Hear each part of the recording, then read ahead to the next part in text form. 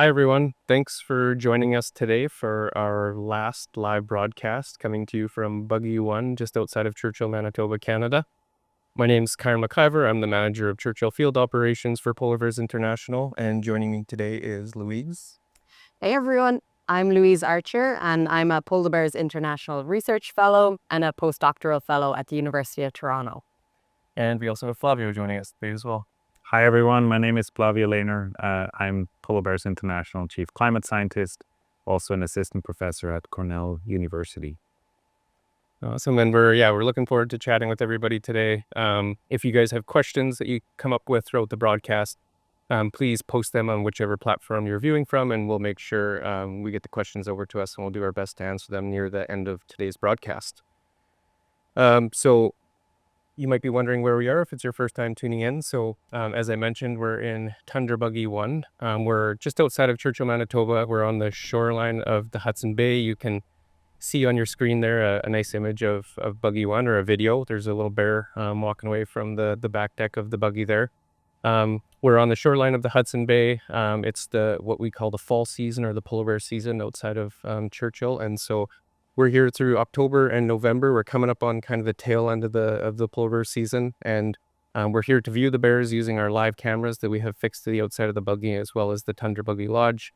And the bears that are gathering here, they're waiting in anticipation of the sea ice forming, so they could head out on the ice in search of their food, which is ring seals. And so the live cameras, we've got a number of them. We've got the one fixed to Buggy One. We also have 2 live cameras on the Tundra Buggy Lodge. We got a north and south cam. Those ones stream 24 hours a day, so all throughout the bear season, it's good to watch. You could see bears day or night, and it's also a nice cam if you want to see sort of the landscape transform here. The shoreline as ice forms on the bay, and then of course we're getting more and more snow here as we make our way towards winter. Along with our outreach and our education content, such as the Tundra Connections broadcasts from Buggy One, we also have a number of guests who join us throughout the season, and so that includes media. We just recently had BBC join us on the buggy, and we have a few other media guests that we're going to be hosting throughout the remainder of the season.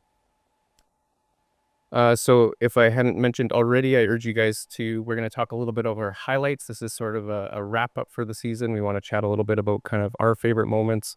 And if any of you at home have any favorite moments, please feel free to throw them in the chat, and we'd love to hear kind of what you guys on the live cams, what sort of resonated with you from this past season. So I'll kind of kick things off, I guess, and speak about some of my highlights. We had a lot going on this year. It was a really busy season for us here in Churchill. I think you may or may not have heard of our BearDAR. It's a radar system we use to detect polar bears. And so we've tested the system at the Assiniboine Park Zoo earlier this summer. We were trying to teach the AI system built into the radar to recognize polar bears. And so we had the radar set up at the zoo next to the polar bear enclosure, viewing the bears there. And then this fall, we moved it back up, and it's actually fixed out at the Tundra Buggy Lodge. So you can see an image of it there. It's on a large telescopic mast located out at Polar Bear Point on the lodge. And our goal here for the fall was to see, after training the AI over at the zoo, we wanted to learn or to see, I guess, how it worked in front of the wild polar bears. And so far, it's been successful. We've been getting lots of activity around the lodge. You can see there we got a bear.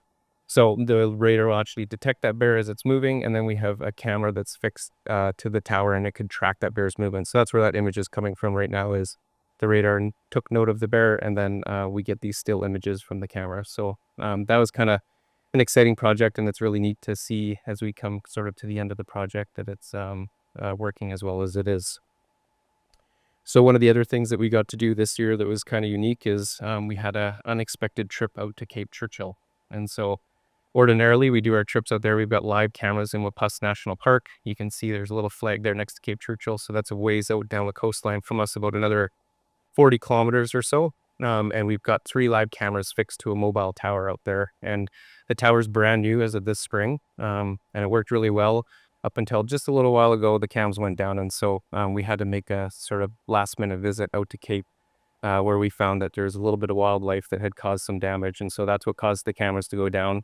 You can see there's actually a bear on that shoreline. We've got it circled there. And then in the background in the blue is the camera. So Cape Churchill, where the tower is located, is a known area where we get these large congregations of polar bears. And so I guess it shouldn't be so much of a surprise that they took an interest in the tower.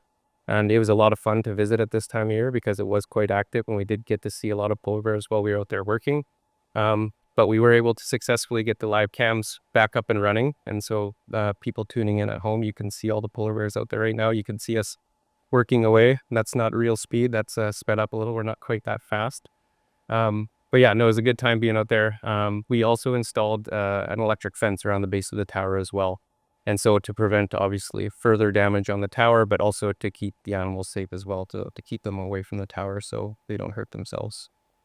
And then lastly, I really enjoyed the sparring this year. We had some fantastic sparring, lots of male bears, and it started early. As soon as we were able to get the cams, this is footage from almost right after we fired up the cams for the first time this fall, and you could see these bears were having a good time. There's no snow yet, so that kind of shows how early in the season this was, and unusually early, I'd say. We don't normally, once it gets colder is when we'll start to see that sparring taking place, so later in the fall season. But in this case, these happy, healthy bears were having a good time, and I think this whole clip in its entirety is about 18 minutes long, so these bears were fighting for quite a long time, and it was really entertaining, and I'm glad that we were able to capture it. It was perfect timing for getting the cams up and running. So I think I'll pass it over to Louise. I think you had some kind of highlights experiences, yeah, from this past season. Yeah, absolutely. So I think the first kind of memorable experience I would like to talk about is watching a polar bear snacking on some seaweed on the coastline here. So we can see we have this nice round looking bear snacking on a little bit of kelp, kind of moving around very slowly, sniffing around, taking its time, having a bit of a nibble. And I find this really interesting because it gives us an insight into what bears might be able to access here in Western Hudson Bay when they are on land during the summertime. So we do kind of think of this as a fasting time for bears, and that's because there's nothing that really supports their energy needs like the seals they can hunt on from the sea ice. But that being said, we do see the bears kind of scavenging. They'll eat what they can on the shore while they're here in the summertime. So this bear is showing kind of typical behavior that we would see of it's nibbling, it's eating some seaweed. It's really not taking in very many calories from this seaweed. So we know it's not getting a good energy gain from the food. But it's probably interesting for the bear to smell, to root around in the kelp. It's going to chew on it, might fill its belly a little bit, but really calorifically, this isn't very important food source for the bear. We know from studies that they need to feed on a very, very high-fat diet. Seaweed doesn't support the kind of calories that bears need.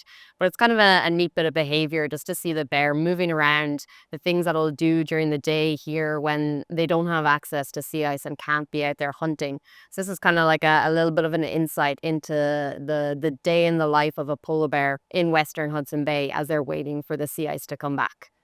So I really like this clip, just kind of getting a bit of an insight into a day in the life of a bear. And we can see it'll kind of move around a little bit more. It'll maybe sniff the air a little bit, see if there's any other polar bears in the region that it should be aware of, but really take its time exploring its habitat. And I think the next highlight that I'm going to talk about is, again, another little insight into what it might look like to be a polar bear here in Western Hudson Bay when they're on land, so around the Churchill region. So in this clip, we have two polar bears lying very close to one another. So you can see from the video that it's pretty early in the season. We don't have snow on the ground, so temperatures are still pretty warm. And these bears are doing some classic polar bear behavior, which is simply resting. They're not using too much energy. They're lying down. You can see they're kind of splayed out. So this one bear that we're looking at in particular, it's quite splayed out on the ground. So that means it's shedding a lot of heat. For polar bears, they can get quite overheated in the summertime if they're moving around too much because they have so much body fat stored on them. So this kind of behavior as the temperatures are still warm is quite typical. Splay out the legs, get as much of their belly in contact with the ground as possible, and then keep shedding excess heat. And then, of course, snoozing is really typical as well. We do see them a little bit closer than we would expect to typically see bears on the ice. And that's probably because there's nothing for them to really compete over at this time of the year. So when they get back out into the sea ice, they might be competing for females. But for now, they're happy to just kind of rest and wait for the ice to form until they can get back out there and hunt. So I think those are some of my highlights from the season, getting to see some classic polar bear behavior here in Western Hudson Bay and kind of an insight into the day of the life of a bear. I should say it's always really hard to pick a highlight. I mean, we have there's been a lot of bears and lots of fantastic behavior, so I always struggle to kind of come up with my favorite moments. But I mean, we could sit here and talk all day long about, some of the great things that we got to see this season.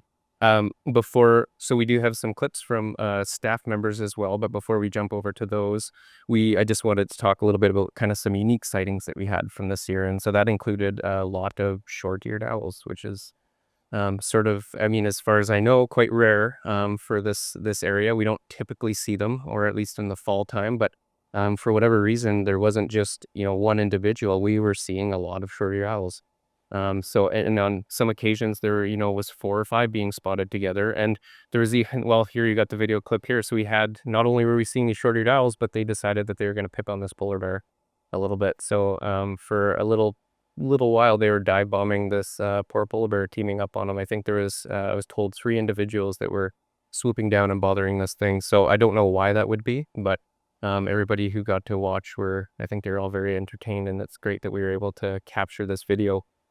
And the owls too, it wasn't as if they were just passing through. What kind of also made it, quite unique is that we were seeing them for quite, several weeks.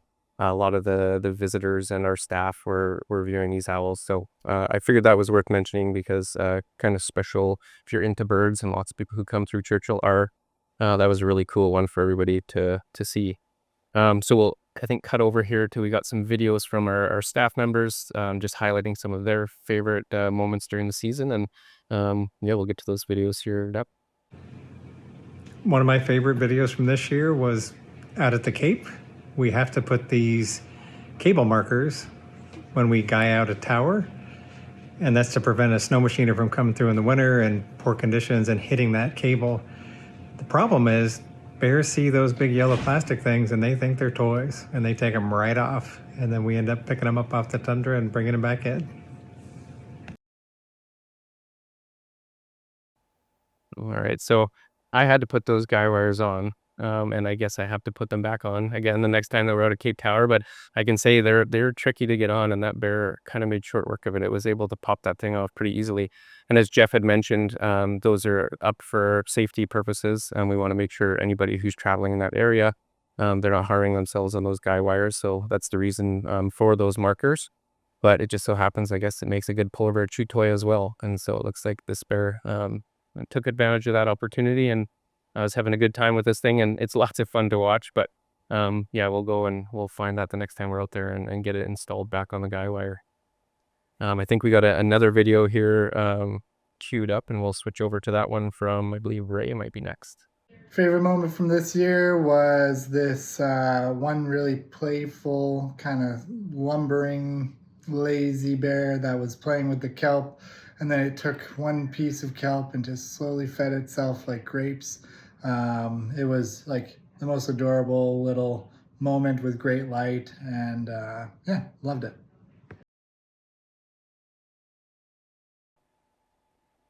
He almost looked like he got full and sort of decided to take a snooze at the very end of it. But it's crazy, their dexterity. We've talked about that clip quite a lot, because it's really impressive just how delicate their movements can be. They seem like this big, clumsy animal sometimes, but when you see that type of behavior, it's really impressive.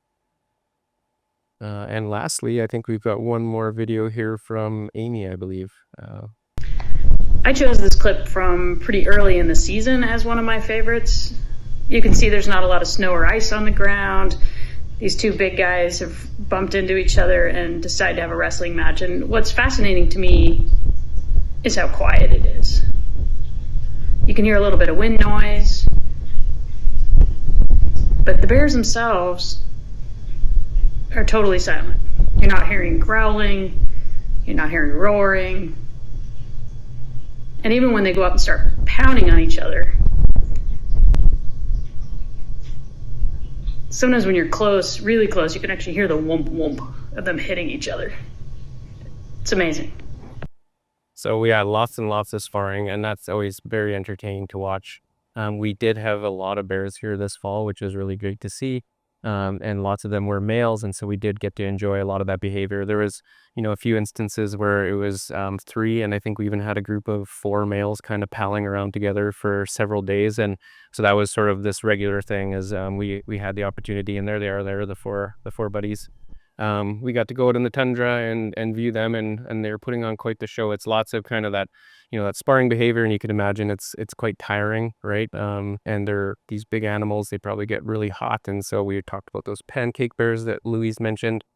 So a lot of times we'll see the sparring taking place, and then they kind of splay out, cool off, and then it's always, one individual who kind of gets up and then starts snooping around and goes and nips at the other bears and starts, kind of the fight picks up again from there. And so, I mean, we could sit out there all day long and watch that. It's tons of fun. There's that pancake bear again. So we did have, lots of males. I think you got to spend a good amount of time out there, and lots of sparring behavior. And is there anything else that kind of comes to mind as far as? Yeah, I think what was interesting was to kind of see the frequency and the timing of the sparring. So kind of like you're saying, spar for a little bit, get really hot, and then flatten down. But then within maybe 10 minutes, they could be at it again. So they really are doing a lot of this behavior during that time. And like you say, when it's colder, that's when we were really seeing most of the sparring happening. When it was warmer days, it seemed like the bears would kind of maybe get a little overheated too quickly. So we didn't see so much sparring then. But yeah, some really interesting behaviors between these animals, which we don't really see too much at other times of the year. So it's a really unique opportunity to get to see them behave like this. And lots of, they're all very healthy. We got to see a lot of big, fat, healthy bears. They had a great breakup here this spring. And so just that extra layer, though, it will, they'll overheat probably a little quicker too, just that insulating layer of fat on them. We did see family groups as well. I wouldn't say there was as many wandering around as we've seen in past seasons. But we had one instance, there's the mom and 2 cubs. They both look great. We had a day where we came across 3 individual family groups, like in quick succession. They're kind of one after another. So that was lots of fun. They kind of were just passing through, but I really enjoy seeing the family groups as well and seeing the cubs. And it was a pleasure to view all the happy, healthy cubs this year. We can kind of take a moment now, and we can talk a little bit kind of what's next for the polar bears. I mentioned we're gathered here on the shoreline. The bears are starting to congregate. We're seeing more and more of them, and so I just figured we can talk about why that is. Why are the bears gathering here, and the reason, but what's coming up? What are the bears going to be doing in the next maybe few weeks or so? Yeah, so what we're seeing right now is we're starting to get a little bit of sea ice forming at the shoreline here. And as that's starting to form, we're seeing the bears are moving out a little bit. So they're right on the shoreline. They're kind of testing that little bit of ice that is starting to form. Of course, that can also get pulled out by wind and tide too. So it's not solid ice. So right now the bears are still hanging around the shoreline, seeing can they get out there. Maybe if they get lucky, maybe they might come across a seal. But for now, they're still hugging the shoreline. So the ice isn't frozen yet to allow the bears to get out and hunt. So they are still within viewing distance. We can kind of see them along the shore. As it starts to cool over the next several weeks, we will see them move out onto the sea ice. So for polar bears here, they really want to be out on the ice and hunting as soon as they can. Although it was a later breakup this year than we've seen recently, they still need to get back out there as soon as they can and start hunting again. Their peak hunting season is usually in kind of the springtime, early summer. So it's not necessarily going to be feasting when they get back out onto the ice, but they will have some opportunities maybe to grab a seal snack when they get out there. We have seen that breakup is happening later in this area over the last several decades. So it is tending to happen later in the year, so kind of late November into early December. So we have seen that trend, though there is a lot of variation between years as well. But we know that for all the polar bears, they want to get back out onto the ice, except denning females, right? So the females that we don't expect to be moving back out onto the ice are females that are already in their dens. So they would have been females that mated earlier in the year on the sea ice. They're now pregnant. Hopefully they put on a lot of fat, and that fat is going to allow them to stay here on land in a den. So a den under the snow. They'll give birth to their cubs in kind of December, January time. So they won't actually return to the sea ice until next spring. So kind of around late February, March. So they still have quite a bit of fasting to go before they get back out and have a seal snack. So it could be up to 8 months for some of these bears that are in the dens preparing to give birth to their cubs. So yeah, we hope they have a good winter and that they can also get out and get to have a seal when they get out there in the next spring. It's always so impressive, the fasting period and just that whole process, and it's really amazing. If you ask me in a couple of weeks what my favorite or one of my favorite memories, it will be probably, as the sea ice is forming. I really enjoy watching those bears. They're so eager to get out there. It's, they want to be out on that sea ice, and so they're kind of getting out and testing it as soon as possible. And we get to sort of view it from the buggy a lot of times, and you'll actually see it's ice that I went Garigo walking around on, and yet these bears are out there exploring it, and you can watch the ice kind of moving underneath their feet as they're walking. It's a lot of fun to see. And then sort of what happens is sometimes, nearing the end of the season, as that ice is building up and freezing and it gets harder and harder and it can kind of support the bear's weight, we might get an offshore wind or something. And if it's, able to support the bears and they think it's a sturdy enough platform of sea ice, they'll kind of drift off with the ice when it breaks away. And that usually, indicates sort of the end of the season. And then the bears are gone until we see them return once the sea ice melts. So Flavio, I'd like to ask you a little bit about kind of long term. We talked short term, what the bears were expected to be doing here in the next few months. Can you talk a little bit about kind of, sea ice and climate and that sort of thing, and, what we might see with polar bears in the long term? Yeah, sure. I mean, you mentioned already that this is the time of year where the bears wait for the sea ice to form, and we've seen actually quite an interesting year on various aspects. So for me, one of the highlights of the year in terms of what is interesting and what is maybe also unusual actually happened in spring. Yeah, Louise already mentioned a little bit. This year in Western Hudson Bay, the sea ice stuck around for a pretty long time. We can sort of measure this with satellites, and we keep track of this since we have satellites since the 1980s. We kind of keep track of when the sea ice comes and goes in Western Hudson Bay as well as other regions. And that's also where we know from this data, from this long-term perspective over 40 years, we know that this ice-free period where the bears are forced on land and, don't have anything to do other than maybe eat a little bit of kelp, that period has been getting longer by over a month.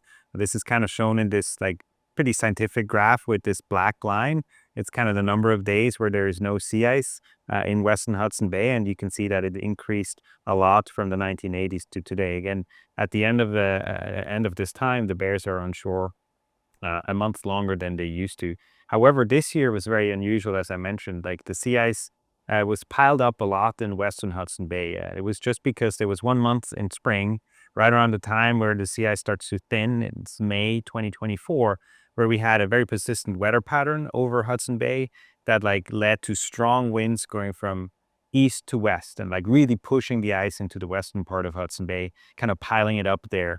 And so that's why there was a lot of ice there. It took a long time for this to melt, which is great for the bears who were on the ice there. I think that's part of the reason we saw a lot of healthy bears come ashore this summer. But at the same time, the flip side of that, and you can see this in this map, is that already in May, the eastern and southern part of Hudson Bay was ice-free. So this blue area, open ocean, on this satellite image here, was already in May. So any bear that probably didn't stuck to the ice and was kind of sort of blown to the west this spring might have had a pretty short spring season over there. And so we're still parsing through the data. We're still trying to understand what the actual impact of this individual weird year was on the bears. But certainly for bears in Western Hudson Bay, it might have been a good year. But again, also, as Louise said, every year is a little different. That's why you can't really tell a story about how polar bears and sea ice is doing in a given year. You have to kind of look at the long-term trend. And that's kind of, again, that's where our concerns come from, that we've seen this longer and longer period where the bears are forced on land because the sea ice is melting earlier and freezing later in the year. And so again, that's what we're going to keep track of, and we have some projections of how this is going to develop into the future that we can talk about more now or later. Yeah. Yeah.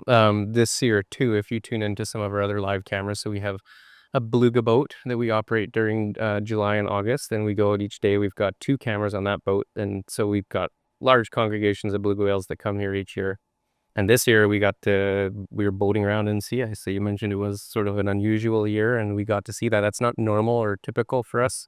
By the time the summer season, the beluga season rolls around, typically the ice is gone by that time, and we're not, or maybe it's kind of further away if there's any of it remaining. We don't normally see it kind of, within boating distance, and this year that was not the case. So for the little bit in the start of the season, we were actually able to get out in the bay, and there was, a fair amount of sea ice floating around out there, and it was kind of cool too, because it gave us the opportunity. We had our first ring seals, and I think we briefly got the ring seal on camera.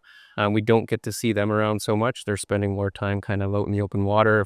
If we do see seals from the boat, it's mostly going to be the harbor seals, and occasionally we've had bearded seals, but this was kind of, a unique situation, and it was nice to see those ring seals out there for the first time. It was really cool.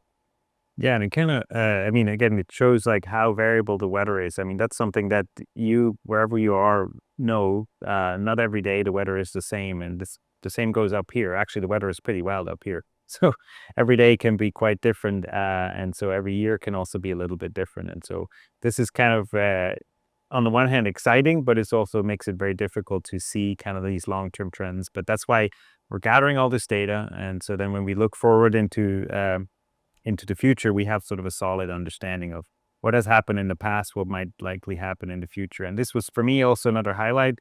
There's a study that came out this year that like really focused on the bears in Hudson Bay, the ones we observed the most out here, and like tried to predict how they're going to fare over the next couple of decades, given how the climate is apparently continuing to warm.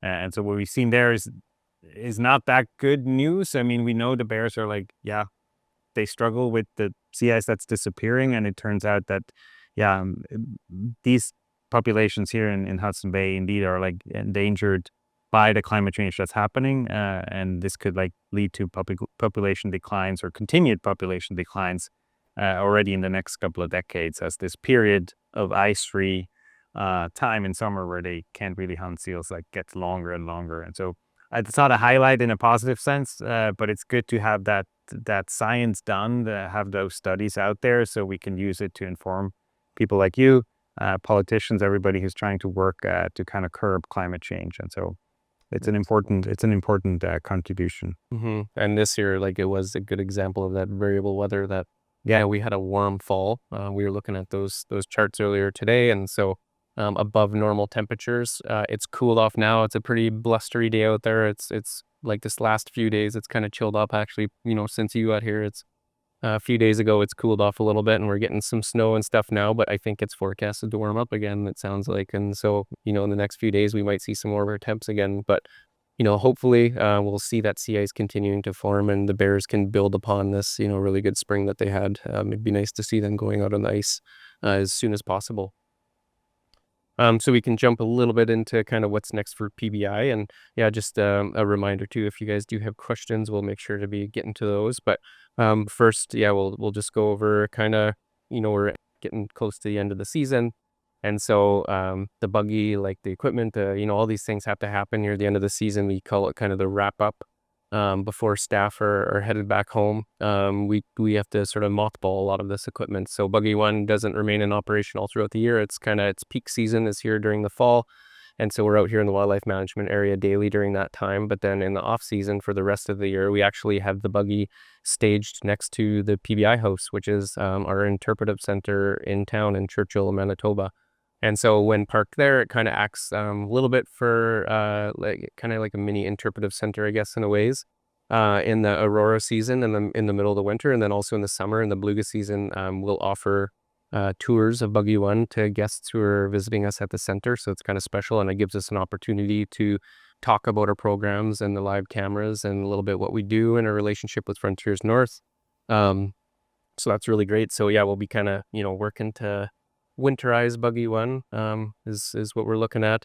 We've got a couple buildings and lots of equipment and things like that in town, so it does take a few weeks after the season's over usually to kind of get things tucked away for the season. And then upcoming, so after we're kind of wrapped up, we got a few things that are, happening not long after the wrap up of bear season. Later this winter, we've got our DenCan deployment that takes place in Svalbard, Norway. So that's really exciting. And Louise, I believe you'll be headed over at that time, as will I. And you spent a lot of time in Svalbard, so I'm sure you're excited to return. I mean, I've only been once, but I'm really Yeah. to go back. Yeah, absolutely. And I've only been in Svalbard in the summertime. So visiting and working at the Polar Bears International Ice House, which is a kind of a new interpretive pop-up center that's been in Longyearbyen, Svalbard for the past 2 years. So I spent some time there in the summer. So I'm very excited to get back in the springtime, kind of late winter, spring, to see what it's like in a different season, and to get to see all the work that goes into the maternal den project as well. It's very, very exciting to get to see a little bit more what the denning habitat is like in Svalbard, and compare it to what it's like here in Western Hudson Bay as well. Yeah, I feel the same way. The one time I did go, it was June as well, and so this will be, the first winter season going back, and I think it's right around the time the sun makes its first appearance again, right? They get the 24 hours of darkness through the winter, so that'll be a cool time to be there. You mentioned the denning habitat. It is quite different terrain in Svalbard. It's very mountainous. You can see on the screen here.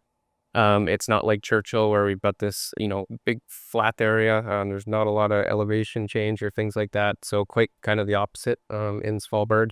The bears, they den in the peat here in Wapusk National Park, and there it's lots kind of on the mountainsides and in the snow. So it's going to be quite a change and interesting to see it in the winter months. So the denning project, a little bit more on that. So once we have sort of locations on polar bear dens, Louise chatted about they're in their dens now. They're going to be giving birth, and then in the springtime they're going to emerge from those dens. And so our goal is to identify different dens in and around Longyearbyen and Svalbard, and then we can deploy these den cameras. And so you see a little bit of that happening now, and they're just kind of like a remote camera, and so they can capture video and they can capture still images as well. They're remotely powered, so we have a battery bank on board, and then we catch as much solar as we can to keep those batteries topped off. And the idea is to get that video footage or those images of the female bears, the mums, and their cubs when they emerge from the den. So really kind of special moment. And there's lots that we can learn from that type of footage. We can see, first of all, I guess, when they're emerging from the den. We can learn, how many cubs they have, what's the condition of the cubs, what's the condition of the mom. You talked about they've maybe gone up to 8 months without a meal. So it's interesting to see, how healthy the whole family group is. Also, how long are they spending around the den area before they decide to head out on the sea ice. And so lots of really great information that we can learn from that data. And yeah, I'm super excited to get over there. So we'll have to keep people posted when we're back in Churchill. We'll chat about kind of how that went. And then as far as Churchill's concerned, we have the Aurora season. So I talked about that a little bit. And we do have a live camera outside of Churchill at the Churchill Northern Study Center. We call it the Aurora Cam. And so we'll be getting into peak season later in the winter. That's kind of the best time to view the Aurora in Churchill. We get Aurora activity here year round. But in the winter is the best time to view it because we have these really long and drawn out, dark nights. And then the bay is frozen over entirely, and we got that super cold weather. And so that helps to keep the sky clear, which makes it, much better viewing conditions to watch the Aurora or the Northern Lights. And so lots of people, it's kind of a season in Churchill that's been growing, and we're getting more and more visitors. And so we'll be, planning on having the cams running during that time. We also do a little bit of programming in Churchill. And so I'd mentioned the Interpretive Center that'll be open to the public and tourists for people to come in, and it gives us an opportunity to talk about polar bears and what those mums and cubs are doing. We kind of focus on, what the bears are doing at that time of year. So that's going to be really exciting. We'll have staff coming back to town for that. And then, of course, International Polar Bear Day on February 27th. So make sure you mark that down on your calendars, and we'll have some outreach taking place on that day. And that's just to kind of celebrate the mums in their dens at that time. And it's getting to be around the time that they're going to be emerging from their dens and heading out on the sea ice to hopefully eat some seals. So I think now, if we've got some questions, I'll just scoot over and see what we have coming in. So we have the first question here. I'll work my way through. Is there bear dar on the Cape Cam? And so that's a great question. We do have the Beardar radar panels installed on the Cape. So this is something that we've been working on now for, I think, 6 or 7 years in that range. And you can maybe see on this time lapse here, they're about the size of an iPad, these small little panels, and that's the radar panels, and they're fixed up at the very top, just under that wind turbine. And so we do have them out there as well, and it's a really great location. I mentioned we're testing this equipment out, and so we want to get it in front of as many polar bears as possible. And Cape Churchill is a really great spot to do that. So we do have those panels there, and actually a part of this trip out there, see us climbing up the tower, was running new cables for those Beardar. So that Curious Wildlife I'd mentioned, they'd chewed into a little bit of cable, so it's nice to get that back up and running. So the next question we have, do polar bears disperse once they finish hunting on the sea ice? If so, how far inland might they travel? This might be a good question, Louise, if you'd like to. Yeah, absolutely. It's a great question. So we know that when they're out on the ice, polar bears are usually moving in a solitary fashion. So they're not kind of congregated together like we see them here around Churchill. But the ice itself is a dynamic platform. So it's not going to stay in one place. The ice is drifting, and that's carrying the bears to other parts of the bay. So come kind of summertime, when the ice starts to break up, polar bears might be dispersed right along the coastline of Hudson Bay. So in this area, they're still probably going to be along the western edge of the bay, right down kind of into southern Hudson Bay as well. So that ice can really leave them off anywhere along the coast. But typically we see them kind of down in the southern end of the bay when they come off the ice. So when they do come off, they'll slowly make their way kind of back up this direction. So it's a movement right along the coast of the bay. They don't tend to move too far inland. We do see the females that are going to enter their dens. They will move inland, so around 100 kilometers inland. In Wapusk National Park is the really important denning area for polar bears in this subpopulation. So those bears will move inland. The remainder of the subpopulation, they'll kind of hang around the coastline and slowly move their way up along the coast. And then we see a lot of bears in and around this Churchill region by around this time of the year. So they're ready to get back out onto the ice when it refreezes in this area, because it does tend to refreeze a little early here in and around Churchill. We have a lot of fresh water entering the bay here, and that freezes at a little bit of a warmer temperature than the much saltier water. So it's a good place for the bears to be. So that's kind of when we see them congregating, is around this time of the year as it gets colder and the ice is starting to return. So yeah, really good question to kind of know what's happening with the bears and where they're dispersed when they're here on land as well. And we do have the opportunity sometimes from the beluga boat late in the summer. And we will get those bears that are, lazing around on the shoreline, and I think they like to be near the cool water, so they're always kind of hanging out next to the water's edge. And we do get to see them going out for swimming, or for a swim, maybe to cool off or to keep the bugs down, that kind of thing. On the beluga boat, we've actually now, in the last few years, we've got the ability to travel a little bit further, so outside of the river and the estuary, and that's given us the ability to get in those areas on the shoreline where we sometimes see those bears congregating. So that normally will kind of start to happen, later in the summer too, where we'll see, we might have a better chance of viewing a polar bear in the summer, which is always a treat and nice when we can get it on the cameras. So another question here asking if the sea ice is ready now.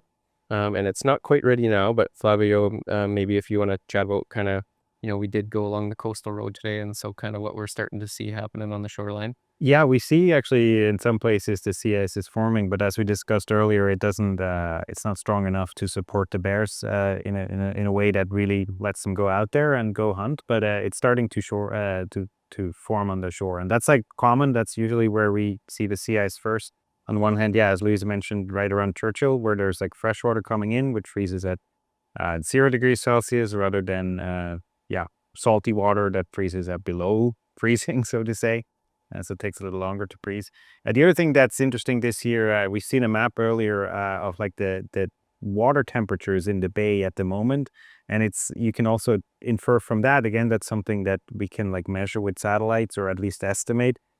We can sort of like get a sense of when the water is cold enough to actually starting to freeze. And it's interesting this year, we're starting to see the sea ice form, but we also know that like September, October have been pretty warm. Yeah, you mentioned it, Karen.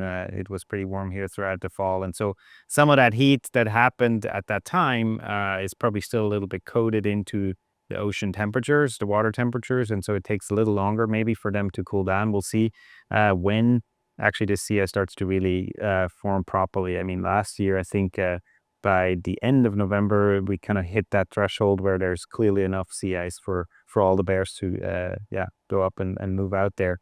But again, it's a little different each year, but it's going to happen soon, hopefully. Yeah, always an exciting moment. I never, since living in Churchill, I find myself rooting for the cold, right? I want it to get cold fast, and that's so that we can see that ice forming and see those bears off and head it out onto the Hudson Bay.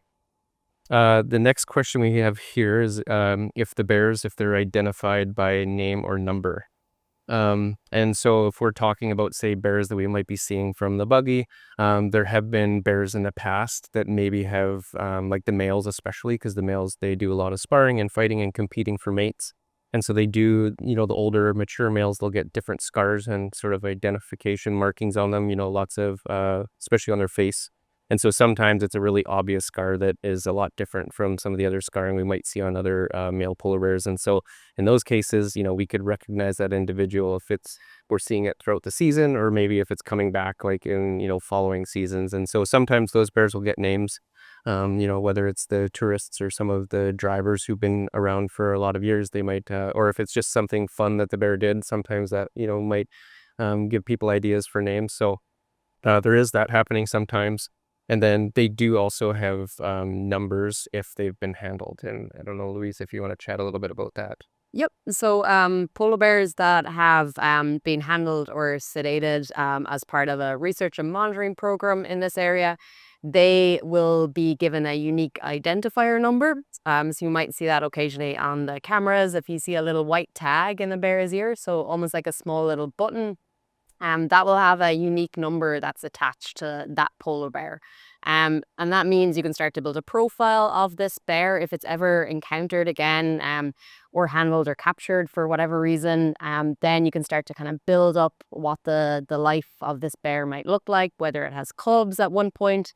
And typically there'll be some standard measurements that will be taken as well. Things like the length, the weight, maybe a hair sample, something like that.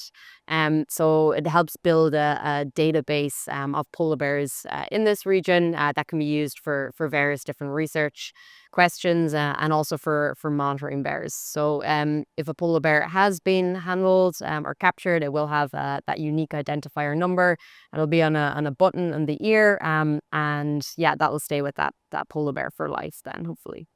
Well, we do see them sometimes from the buggy, and I've always tried to if you can get close enough, or if you have a long enough lens, it's fun to try to get a shot of that little tag and see if you could read the number on it.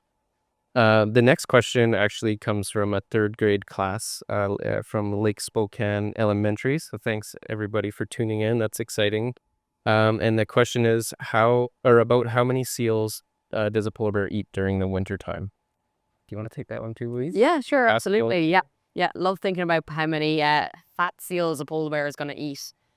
So we know that the peak time when bears are feeding on seals is really springtime, early summer, because that's when seals give birth to their pups out on the sea ice. So that's kind of when bears have access to that little bit easier prey for them. So the average polar bear is going to need to eat an adult seal about every 10 to 12 days. So that's kind of the typical kind of feeding rate that a bear would need to keep up its body weight. But that doesn't happen across the entire year. You kind of get these periods where there's a lot of hunting being done. So in particular, when seals are pupping out on the ice, that's kind of like the polar bear feasting period. So they might squeeze in a lot of hunting during that time and maybe even catch seals a little bit more frequently than that. But it does vary across the year because, of course, then they have this time on land when they don't have any access to seals. But about on average, a seal every 10 to 12 days keeps a polar bear going. Mm-hmm. They need all those calories, as many as they can get. And they're extremely efficient at metabolizing that fat as well. A lot of it, what they're eating, is going on directly as body weight. So the more, the better. And so the next question comes from Joanna. I'm concerned that in the summer, the bears do not have enough food to sustain them. So we kind of touched on this a little bit in the Hudson Bay. This isn't the case for all polar bears. There are circumpolar species, so they're spread all throughout the Arctic. And so they have different conditions depending on where they may be living or where they call home. And so the bears here on the Hudson Bay, they have, it's called seasonal sea ice. And so we touched on that a little bit. The ice melts entirely during the summer months, and that's what forces the bears to land where they begin their fasting period. So we kind of talked a little how that ice-free season is growing in length, which isn't so great for the bears because it means they're having to fast for longer periods of time. And during that time, when the bears are fasting, they can lose up to 1 kilogram of body weight per day. So you can see how the longer time they're having to spend on land and they don't have access to food, that weight that they're losing, it adds up really quickly. And then they have to get out on the ice and try to make up for that loss, as well as pack on enough pounds to sustain them through the next fasting period. So it can be really difficult if that ice-free period continues to lengthen. So, but it's completely normal. It's a part of their cycle, is that fasting period. So if they've had a successful winter and they have a good freeze up in the fall time, that fasting period is totally normal. And those bears, we saw them nibbling on some kelp, or we've seen them foraging on other odds and ends. Like, none of it's really going to be able to sustain them, but they do kind of, they'll take advantage of a meal if they can get it. But I'd say that fasting period's totally Yep, exactly. Yeah. normal process. Yeah, just as you say. Yeah, so they do fast in this area. They have historically come on land and gone for several months without food. So the kind of concern we have now is just that period is stretching. So that's when it gets difficult for the bears, is when they're on land for these really, really long stretches that historically they wouldn't have had to deal with before. So that's kind of the concern in this region, is if we start reaching those really, really long fasting periods, where bears struggle, say, to provide milk for their cubs because they're simply on land for too long. But a little bit of fasting, polar bears are good at packing on the pounds, so they can support some time on land, access to food. But definitely something that's concerning, and then that we're hoping to try and continue measuring and monitoring in this area as well. Mhm. Awesome. We really appreciate everybody's questions. That was great. Some really good ones there. We do have a quick couple highlights from that you guys had plugged in. So I'll just go over them real quick here. People mentioning the sparring bears, of course. We talked about that, and it's just lots of fun. I don't think anybody doesn't enjoy seeing the sparring or the playing bears. We do see some of that. The chats, so that's really nice. People tuning into the chats. So our Tundra Connections broadcast, these live broadcasts that we do from Buggy One, we like to refer to Buggy One as a live broadcasting studio. So I mentioned this is sort of the last live chat that we're doing from Buggy One for this season. But if you do find you're enjoying them and you want to tune into the live chats in the future, then you'll have to wait till next year, till the next bear season. But we do post the schedule on our website, polarbearsinternational.org. So as we get closer to the season, when we create that schedule, you can view it there, and you can kind of see the topics we're planning to cover, some information on the guests who will be joining us, and then just kind of the content that we'll go over during each broadcast. So appreciate you tuning in. We also have all of our broadcasts archived on our website as well, and so you can check it out again at polarbearsinternational.org. You can view all of kind of past TC broadcasts. So that'll be fun to go back and view those. And then Cloud, who we know very well, we see her lots on Cam Ops, helps us out lots in the back end with our live cameras and on the Beluga boat.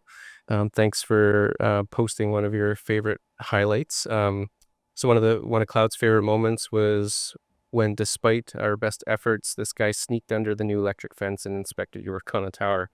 Yeah, and so we did have an electric fence out there to start with, and we had to build something a little bit more robust. And so those bears, they're crafty. They got some time to spare while they're out there, while they're waiting for that sea ice to form, and they are curious by anything new, I guess, out in their habitat. And so it makes sense. We kind of knew that they'd come and inspect that stuff. And they're super smart too, so it is hard to trick them, and we kind of always got to be on top of things. So it's pretty funny, and we'll get back out and we'll get that guy wire back on and get everything buttoned back up, and I'm sure we'll see more activity out there. But it's crazy how that camera shaked when he pulled on that guy wire and got that cover off. And so another memory here, my favorite moment was watching a mom give the all clear sign to her 2 cubs who were still in the bushes. She stood on her hind legs on a road to check around, and then the cubs came into view. And so I like that too. That's a real good one. The when we do see those family groups out here, the mums, they're really keen. They're always watching their surroundings. So you could see a mum and two there. They're sniffing there, they're looking around, and we do see a lot of times they'll kind of rear up, so standing on their hind legs, or sometimes they just kind of sit up and stretch out their necks, and that's to get a better view of their surroundings. And at times we'll even see if there's a bear sort of following along, it picks up their scent. We've watched those bears kind of use the wind to their advantage and loop around to kind of get away from those curious bears. So I always enjoy watching the family groups and the mums' behavior as well. We did have talking about bears kind of standing, we did have some of that this year, and it wasn't a mum with cubs, but it was a smaller bear walking along the shoreline, and then we could see the moment when it spotted there's a larger bear walking towards it further down the shoreline. And so this bear was just kind of hanging out, eating some kelp, rummaging around. You could see little bits and pieces of kelp hanging out of that bear's mouth there. And then when it did take notice of that larger bear coming, it was obviously a little alarmed. And we did see the bear stand up, and we got these really great shots. We were super close. And so you could see it's incredible just how agile they are and how they can, do that. It looks effortless. Got a good look at that bear come and decided that probably should put some space between itself and that other one, and then continued on down the shoreline.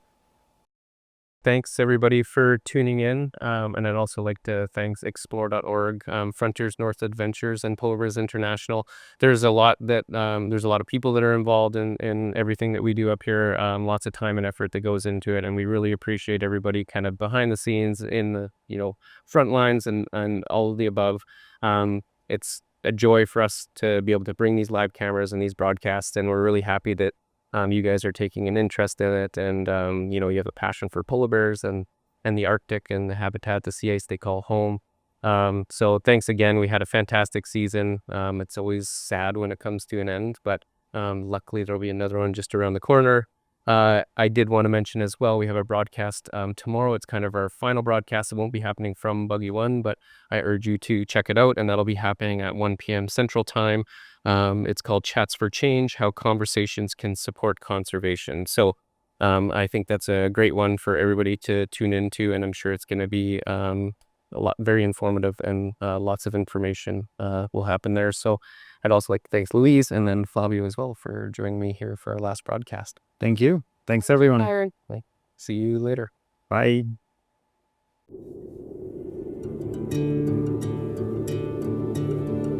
Future generations of people and polar bears depend on the decisions and plans that we make today. A polar bear's life cycle is almost exclusively tied to the sea ice. Because polar bears rely on sea ice to hunt, to breed, and sometimes to den, sea ice loss from climate change is their biggest threat, and the reason the bears are listed as vulnerable on the IUCN's Red List of Threatened Species. What we learn about climate change impacts on polar bears in Hudson Bay can be applied across the Arctic to help conserve other populations. Climate change is already affecting some populations of polar bears.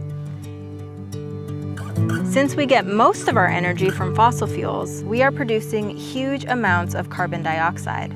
You see, regular amounts of carbon dioxide in the atmosphere act like a blanket around the Earth, trapping heat and keeping our planet at a stable temperature. However, when we burn fossil fuels like coal, oil, and natural gas for energy, we pump rampant amounts of carbon dioxide into the atmosphere. This buildup thickens the blanket, trapping too much heat, disrupting the climate, and melting Arctic sea ice. When Arctic waters are cold enough, the top layer freezes into a special type of ice called sea ice. Sea ice is to the ocean what soil is to a forest. It supports the entire Arctic food chain. Food from this marine ecosystem also sustains northern communities. The key to getting the climate back to functioning the way it should, and to preserving a future for polar bears across the Arctic, is to move away from using fossil fuels for energy altogether. The most important thing we can do is vote with the climate in mind to let our leaders know we support a swift transition to renewable energy sources. In the meantime, we can directly participate in and learn more about our local and regional renewable energy options. We can all make a difference outside our own households by influencing where our energy comes from. Because together, we can make sure that polar bears roam the Arctic sea ice for generations to come.